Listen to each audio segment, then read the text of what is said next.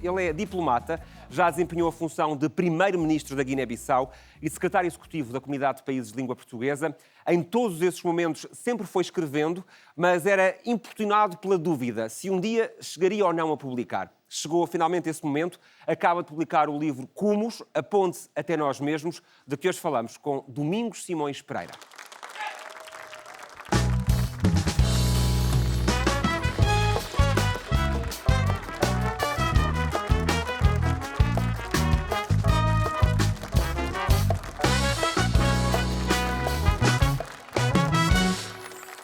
Bem-vindo uma vez mais ao Conversas ao Sul, Domingos Simões Pereira. É um gosto tê-lo cá.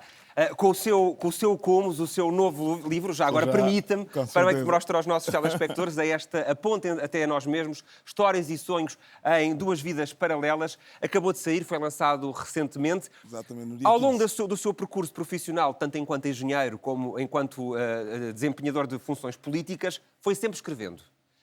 Sim, Mas achava que não ia publicar. escrevia para mim. Mas tinha receio de Olha, ver David, antes de partilhado. mais, eu tenho que dizer que eu adoro estar cá. É sempre Adoro bom estar recebê-lo, cá, é obrigado. sempre bom voltar. Isto é uma festa e realmente é assim que a televisão devia ser. Obrigadíssimo. E olha, é mesmo essa festa que gostamos aqui de fazer e os Muito nossos bem. convidados permitem-nos também celebrarmos Muito juntos bem. esta festa. Perguntava-lhe sobre este livro e sobre esta ideia de que ia recolhendo, ia escrevendo à medida que ia trabalhando, certamente, mas tinha medo de ver publicados os Não era seus medo, textos? não era medo. A minha base de formação é em engenharia, sempre pensei em Exatamente. engenharia e, portanto, a escrita sempre foi para mim um escape, uma saída. Eu criava o meu mundo, não é? E no meio das várias vicissitudes que vamos vivendo, para mim o escrever era uma forma de me libertar e encontrar outros cenários que me estimulassem a outro esforço. Ou seja, sempre teve essa vertente romancista, de criar um romance, de criar histórias que podem ter um fundo de realidade, mas que acabam por ser um bocadinho derivadas depois à medida do seu pensamento. Sabe que há gente que, não sei se é sorte ou não, que nasce num período e faz uma trajetória em que a própria vida ultrapassa a ficção e ultrapassa tudo o que é a imaginação. É o seu caso? É o nosso caso. É a minha geração, é aquilo que nós vivemos na nossa realidade. Este livro vai precisamente à década de 50, é aí que acontece a grande parte desta aventura. Uma aventura também ela com algumas peripécias, mas sobretudo com uma pátria com tradições, com etnias que a dividem, com habitantes do campo e habitantes da cidade que a caracterizam e subjugada, nesta altura, a um poder colonial. Há uma relação entre a Guiné-Bissau deste livro, da década de 50, com a Guiné-Bissau de hoje? O retrato é da Guiné-Bissau e as questões que o David aqui sublinha é uma das questões que o livro tenta abordar. Todos tínhamos a ilusão de que o evento da independência tinha feito ficar para trás toda essa discussão sobre a questão da etnicidade, sobre a nossa identidade, sobre a diferença entre o campo e a cidade, sobre as questões religiosas. E todos nos despertamos a dar conta de que não. Continuam a ser questões atuais e que requerem um posicionamento e eu espero ter contribuído para esse debate. Está a tentar, pelo menos, clarificar qual é o seu pensamento sobre essas grandes questões e essas grandes divisões na Guiné-Bissau, mas este é um livro também que fala de poder. O Domingos diz que não é um livro sobre poder. É o contrário. É um livro em que os homens são quando não pensam necessariamente no poder. Exatamente. O poder muda os homens quando pensam nele e quando o assumem? Absolutamente. Não é? Não há algo que corrompa, não é, a mente dos homens mais do que o poder. Por isso é que Hamilton dizia que mais do que procurar o melhor sistema, é preciso nós criarmos freios que permitam que, mesmo com o poder, a gente não estrague tudo o que construímos antes de ter o poder. Mas o Domingos é um homem de poder. Desempenhou funções em que tinha poder, o poder executivo. Em certa Foi medida. primeiro-ministro. Sim, não fuja a isso. Mas sabe que faz a diferença quando se está ciente desse risco. Do risco de, utilizando mal o poder realmente ser utilizado numa direção errada.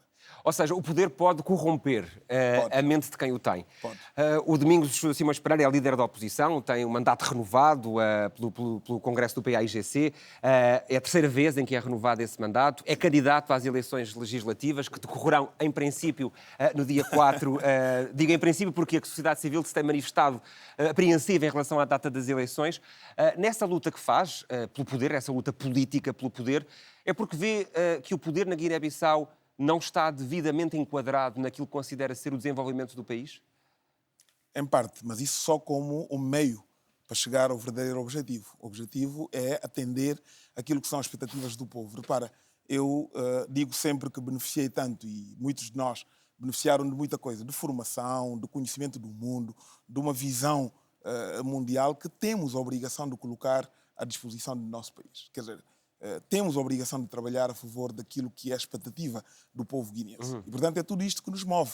A necessidade de criar uma sociedade que dê aos guineenses a oportunidade de poderem realizar o seu talento. O guineense é talentoso, o guineense é alguém capaz. Mas nós somos conhecidos por outros atributos, até chegar o momento de nós podermos conquistar essa liberdade, reconquistar essa liberdade e, com essa liberdade, construirmos uma nação que vá orgulhar os guineenses. Que é um bocadinho essa luta que está aqui descrita neste Cumos, neste livro, onde o Domingos fala da própria existência e associa sempre às melhorias das condições de vida, à promoção da justiça, porque viver em paz exige tudo isso.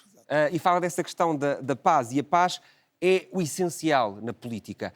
Vamos perdendo um bocadinho o norte, olhando para a política mundial e para a própria política na Guiné-Bissau.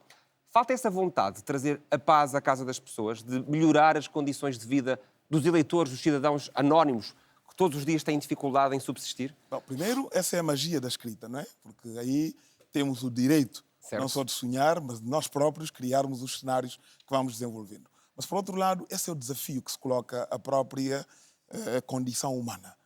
Eu penso que todos os dias temos que ser capazes de renovar os desafios e, em função desses desafios, encontrar os mecanismos que permitam estabelecer estratégias para lá chegar. Agora, vamos nos aproximando, às vezes vamos nos afastando.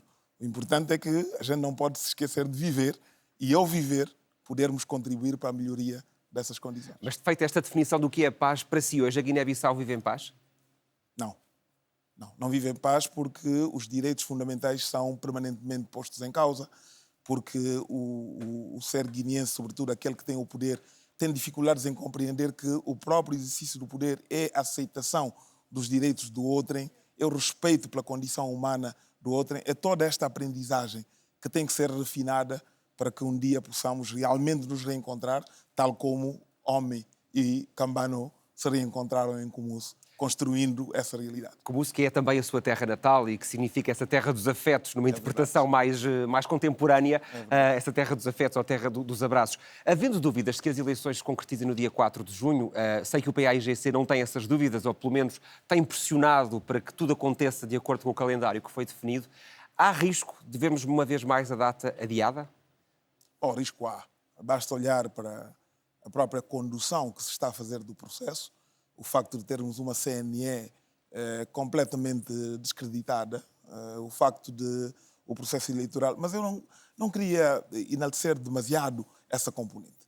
O guineense sabe que a partir do momento em que a Assembleia Nacional Popular foi dissolvida em maio do ano passado, tínhamos 90 dias para realizar eleições. As eleições foram marcadas para dezembro. Ninguém entendeu porquê dezembro. Chegaram e passaram. E tiveram que ser adiadas para junho, para o dia 4. Que já não é adiamento, porque em condições normais já devia ser em março deste ano. E, portanto, foram adiadas, mas vamos dizendo não antecipadas. Pronto. Está marcado para junho. E o que é que são eleições? Eleições é o momento em que há o reset de todo o processo político, em que o povo tem o direito de escolher livremente os seus representantes e podermos, com essa legitimidade conquistada, poder recomeçar todo o processo de desenvolvimento. E, portanto, cada dia que se adia é a negação dos direitos fundamentais que deviam assistir. Eu daí não resisto a perguntar-lhe, Domingos Simões Pereira, qual é a diferença que o PAIGC oferece aos milhares de guineenses que nos estão a ver neste momento em direto na RTP África e que nos vão ver na televisão da Guiné? Qual é a diferença que é oferecida aos guineenses face ao atual momento político e económico que o país vive, com alguma dificuldade económica, sobretudo na produção da matéria-prima, que é o caju, onde alguns estudos falam até do risco de extinção do caju, com a redução das exportações que houve por causa do processo de pandemia, com uma economia que mesmo assim tem crescido, com um déficit da balança que tem sido reduzido ao longo dos últimos anos. Qual é a alternativa que é feita e protagonizada por si a liderar esta coligação de 4 movimentos que está a concorrer às eleições? Olha, o PAIGC é um partido histórico. É o partido que conquistou e que liderou todo o processo de resistência, da luta armada e que levou à independência. E que tem uma trajetória repleta de conquistas e repleta de realizações e que certamente também acompanha-se, não é, de desgastes. E quando todo o mundo achava, todo o mundo, quer dizer, a opinião pública nacional, achava que esses desgastes deviam dar no desaire do PAIGC, o PAIGC foi capaz de se regenerar, aparecendo com novas ideias, integrada sobretudo por jovens. Hoje, E com um grande confronto interno entre diferentes alternativas, clarificando a sua posição é- enquanto líder do partido, que faz parte da democracia. não só faz parte, é a demonstração dessa abertura e da pluralidade. O PAIGC não tem medo de confrontos. Mas a grande diferença, como o David me perguntava, é que o PAIGC tem uma tradição de apresentar projetos de sociedade para que os guineenses livremente possam realmente escolher. Basta lhe dizer que, contrariamente aos partidos até novos que deviam ter bastante mais liberdade em fazê-lo, o PAIGC continua a ser o único partido que chega ao Congresso apresentando uma moção estratégica, que é sufragada. E, portanto, quando se diz o Domingos foi eleito presidente, na verdade, os congressistas escolheram qual a moção estratégica... Qual o programa? Qual o programa. Essa moção estratégica é transformada em programa eleitoral. É o que está a acontecer neste momento.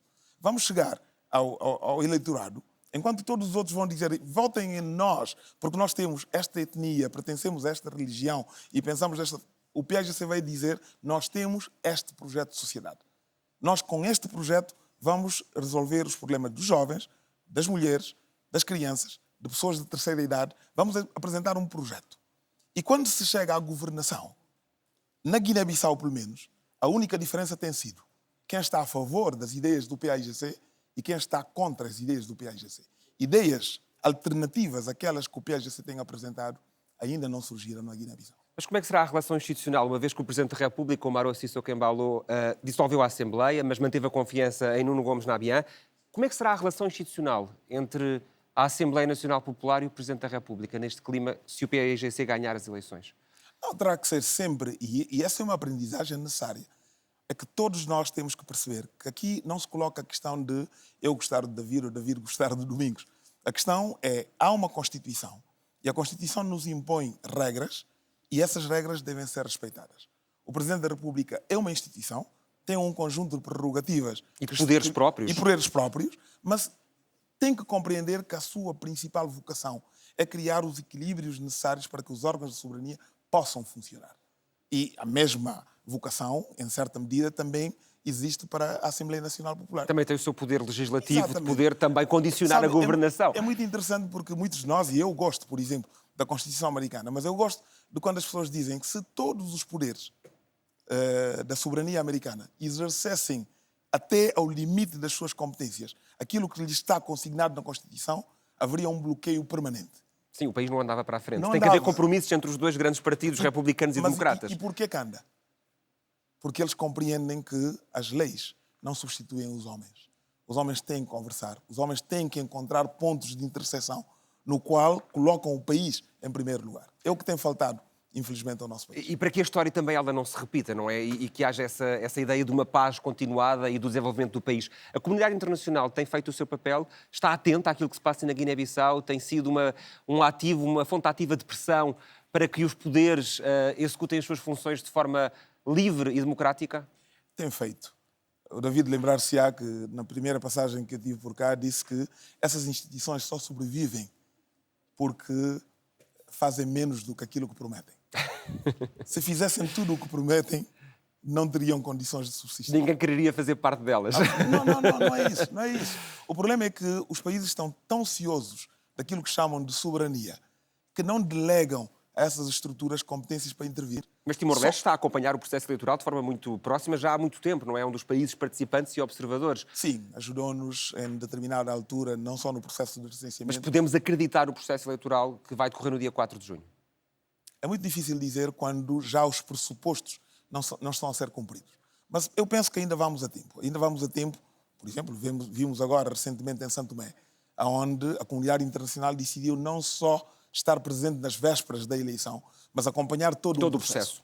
Portanto, quando se acompanha todo o processo e temos pessoas a acompanhar aquilo que acontece na CNE, no apuramento nas mesas, no transporte das urnas, na publicação dos resultados, aí damos mais credibilidade e eu penso que seria uma assistência muito importante ao povo guineense. Nós, pelo menos, estaremos atentos no nosso papel de ponte também, permita-me aqui roubar a sua expressão. Estaremos certamente atentos e todos a desejar o melhor para a Guiné-Bissau.